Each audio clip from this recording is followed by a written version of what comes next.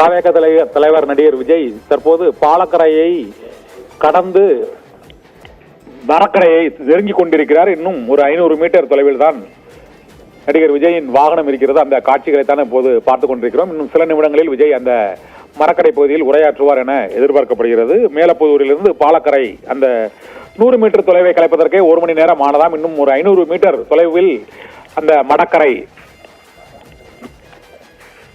எம்ஜிஆர் திடல் அங்கு அவர் பேசுகிறார் என அறிவிக்கப்பட்டிருக்கிறது. இன்னும் சில நிமிடங்களில் அவர் உரையாற்ற இருக்கிறார். இன்னும் சற்று நேரத்தில் திருச்சி மரக்கடை பகுதியை தமிழக வெற்றி கழக தலைவர் விஜய் நெருங்கி உரையாற்ற இருக்கிறார். பேருந்தின் முன்புறம் விஜய் அமர்ந்திருக்கக்கூடிய நிலையில் அவருடைய வாகனத்தை அந்த அவர் உரையாற்றக்கூடிய இடத்தை நோக்கி இப்போது பேருந்து சென்று கொண்டிருக்கிறது.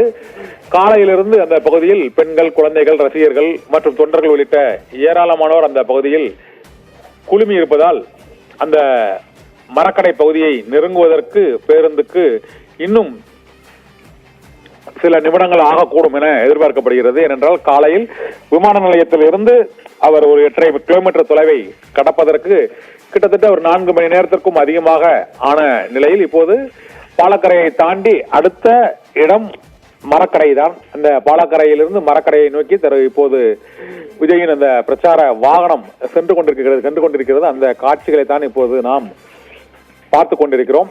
தமிழக வெற்றி கழக தலைவர் விஜயின் இந்த முதல் மக்கள் சந்திப்பு நிகழ்வானது பல்வேறு சர்ச்சைகளுக்குள்ளாக்கி இருக்கிறது. ஏனென்றால் திட்டமிட்டது 10:30 மணிக்கு அவர் உரையாற்றுவார் என திட்டமிடப்பட்டது. மணி இப்பொழுது 2 மணியை நெருங்கக்கூடிய நிலையில் இன்னும் அந்த மக்கள் சந்திப்பு நடைபெறும் இடத்தை தாவேகா தலைவர் நடிகர் விஜய் நெருங்காத சூழ்நிலையில் இந்த தேர்தல் பிரச்சார மக்கள் சந்திப்பு நிகழ்வானது எப்போது அவர் பேசுவார் என்று எதிர்பார்க்கப்படுகிறது. ஏற்கனவே 2006ஆம் ஆண்டு தேமுதிக கட்சி தொடங்கிய போது இது போல மக்கள் வெள்ளத்தில் விஜயகாந்த் பல்வேறு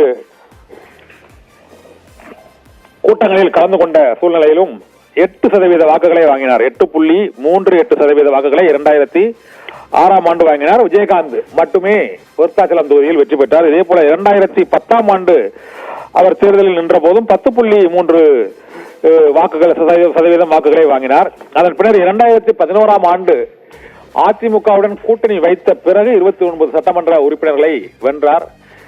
நடிகர் விஜயகாந்த் எதிர்க்கட்சி தலைவரானது தனியாக தேமுதிக போட்டியிட்டு எதிர்க்கட்சி தலைவராகவில்லை. அதிமுகவுடன் கூட்டணி வைத்துதான் அவர் போட்டியிட்டு அந்த 10% வாக்குகளை கடக்க முடிந்தது அவரால். அதுவரை 2006 2011 வரை. அதற்கு பின்னர் திமுக அதிமுக 2 கூட்டணிகளிலும் இருந்து விலகிய பின்னர் தேமுதிகவின் வாக்கு வங்கியானது 10% 0.13% வரை குறைந்து இருக்கிறது. இதனால் திமுக அதிமுகவுக்கு வாக்களிக்காதவர்கள் 3வது சக்தியாக ஒருவருக்கு வாக்களிப்பது தமிழக தேர்தல்களில், சட்டமன்ற தேர்தல்களில் அது வழக்கமான ஒரு நடவடிக்கை. அதுபோல ஆனால் நடிகர் விஜய்க்கும் அது போன்று விஜயகாந்திற்கு போல, கமலஹாசனை போல, நடிகர் சிவாஜி கணேசனை போல கூட்டம் கூடியிருக்கிறது. இருந்த போதிலும் இந்த அசாதாரணமான கூட்டம் என்பது திருச்சியில் இந்த முதல் மக்கள் சந்திப்பு கூட்டத்தில் கூடியிருக்கிறது. ஏற்கனவே 2 முறை அவர் விக்கிரவாண்டி மாநாட்டிலும் மதுரை மாநாட்டிலும் இது போன்ற கூட்டத்தை கூட்டியிருக்கிறார். இந்த கூட்டமும் 2026 தேர்தலில் எத்தனை சதவீத வாக்குகளை அவருக்கு பெற்றுத்தரும் என்பது தொடர்பான பல்வேறு விதமான யூகங்கள், கணிப்புகள் தொடர்ந்து வந்து கொண்டிருக்கின்றன. இன்று காலை 9:35 மணிக்கு விமான நிலையத்திலிருந்து அவர் புறப்பட்ட அவரது வாகனம் டிவிஎஸ் டோல்கேட்டை அடைவதற்கே 12:15 மணி ஆனது. அதற்கு முன்பாக சுப்பிரமணியபுரம் பகுதியை அடைவதற்கு 11:41 நிமிடங்களில் சுப்பிரமணியபுரம் டிவிஎஸ் டோல்கேட் பகுதியை அடைந்தது. அதன் பின்னர் கல்லுக்குழி